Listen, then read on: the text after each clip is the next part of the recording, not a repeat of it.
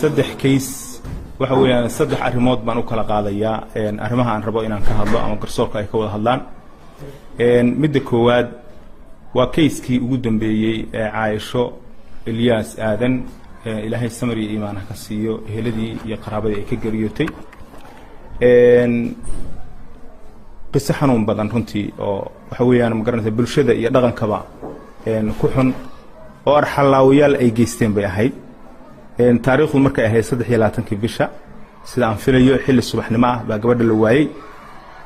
ilaa waxa weeyaan magaranaysa maalinkii shalay ahayd meedkeedii la soo dhigay xaafadooda hortooda ilaa ay hadda baaristii way socotaa waana lagu raad joogaa xogo fiicanna way jiraan baaristana ku hor dhicmayno biidnillaahi alkariim waxa ay mutaysan doonaan markii lagu guulaysto oo sharciga la hor keenana ilaahay idankii waxaan ka rajaynayaa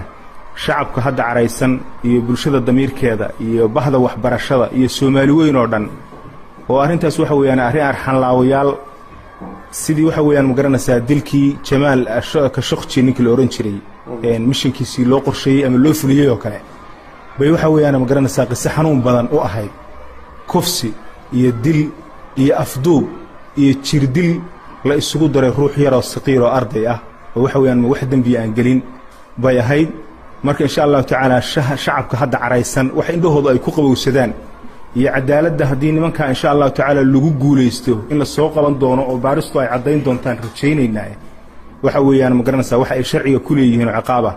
inay maraan insha Allah taala hadii ay dil toogasho ahaan lahayd iyo hadii ay xabsi daa'in ahaan lahayd iyo hadii in la jarjaro ayaga isdhaaf loo wada jaro lugaha gacmaha wixii sharciga boos ay kaga helaan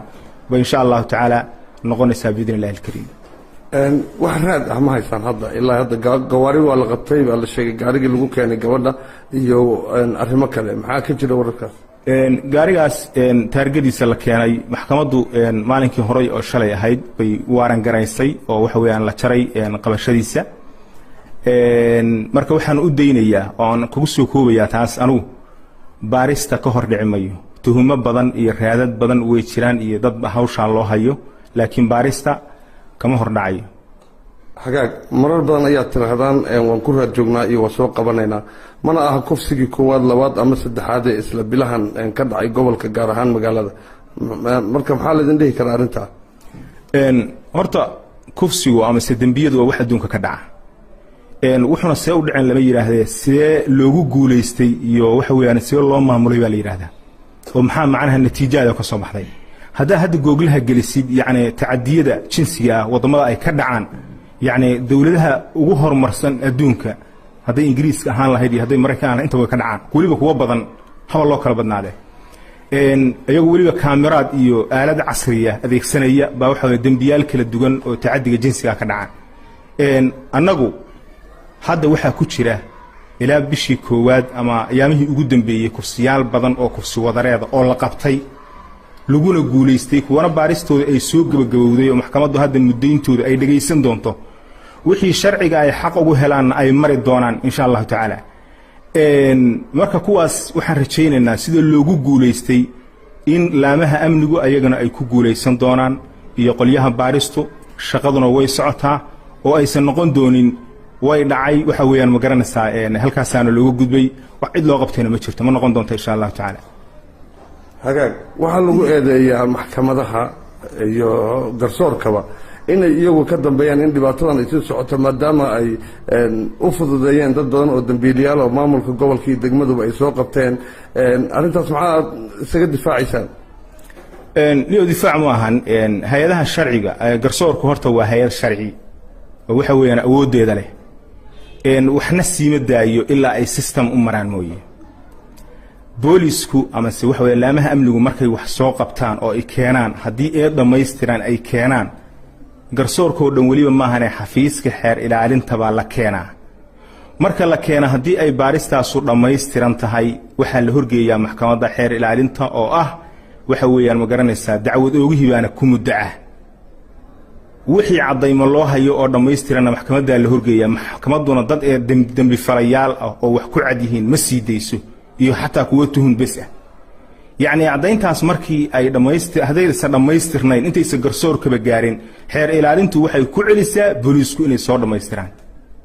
taas waa taa oo garsoorku abadan wax macnaha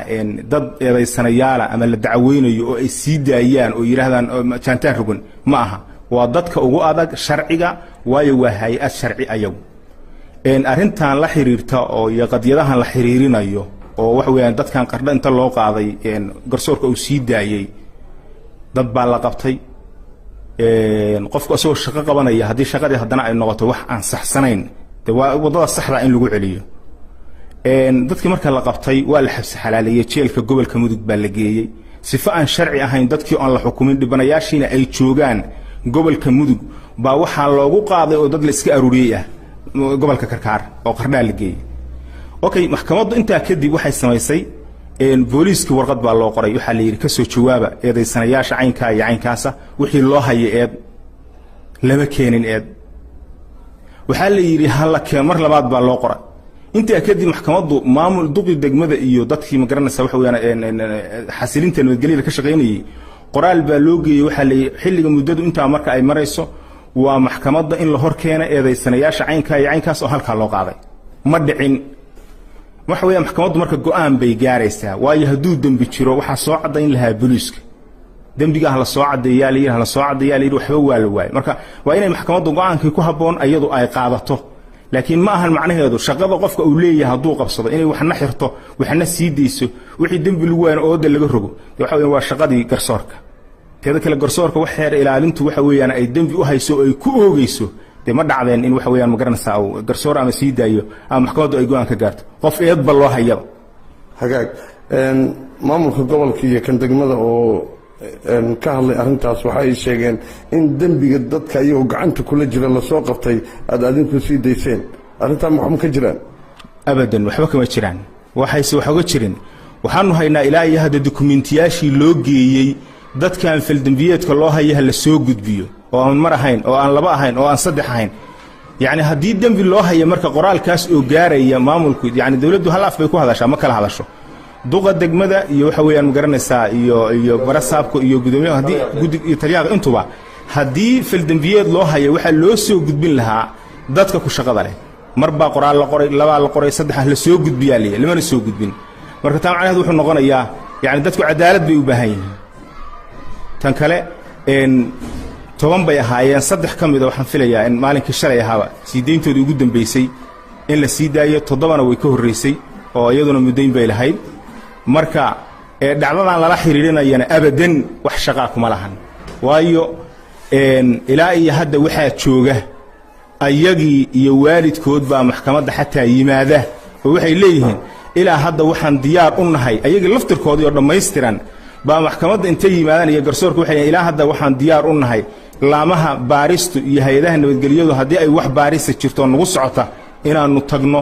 nala baaro sharciga nala mariyo waalidiintood baa jooga eedaysanayaashiyaa jooga mar walba taagan ilaa hadda haddii la yidhaah la soo celiyo xataa ha la keeno maxkamadda hor imaanaya iyo garsoorka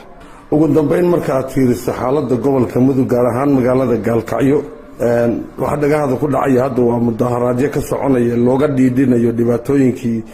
gobolka ka dhacayay maalmihiina soo dhaafay oo ay kiiskii shalay ugu dambeeyey maxaad ku qancinaysaan bulshada inaad u qabanaysaan oo looga hortegi karo dilalka iyo kufsiga soo badanaya magaalada gaalkacyo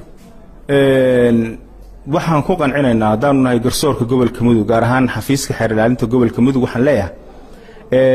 horta dhacdadan ugu dambaysay oo hadda shacabku ay ka caraysan yihiin oo waxa weeyaan dilka iyo kufsiga iyo maaragtay afduubka la isugu daray Caaisho Ilyas marka hore Allah subhanahu wa ta'ala wuxuu leeyahay wala tahsabanna Allaha ghafilan amma ya'malu adh-dhalimun inma yu'akhiruhum liyawmin tashkhasu fihi al-qulub wal absar yani Allah subhanahu wa ta'ala asaw marnaba kama qarsoona cidda dulmiga sameynaysa ama si geysanaysa tacadiga noocaas laakiin muxuu dibdhigayaa يعني وحبا لو دبدغيا waxa wax qadarna wayna dhaceen laakiin dambi falayaasha marka la soo qabto oo sharciga la hor keeno indhaha shacabku waxay ku qowsadaan bay arki doonaan waxaan kaloo raacinayaa waxa soo badanaya kufsiga ilaa bishii koowaad ilaa hadda yani waxaad moodaa xawaaraan caadi ahayn inuu ku socdo waliba kufsi wadareed laba arrimood baan leeyahay marka hore horta waxaan ballan qaadaynaa haddaan nahay garsoorka ama garsoorka Puntland oo dhan ha noqdo ama garsoorka gobolka Mudug yacni wixii soo gaara oo waxa weeye dambi falayaal oo kursi lagu eedeynayo waxa weeyaan inay sharciga booska ay ku leeyihiin ay marayaan xaqiiqada iyo natiijadana la gaari doono indhaha shacabkuna ay ku qowsan doonaan insha Allah taala tan kale odayaasha dhaqanka dadka eedeysanayaasha garab siiya garab istaagan oo u doodo u muddaa waa inay ka digtoonaadaan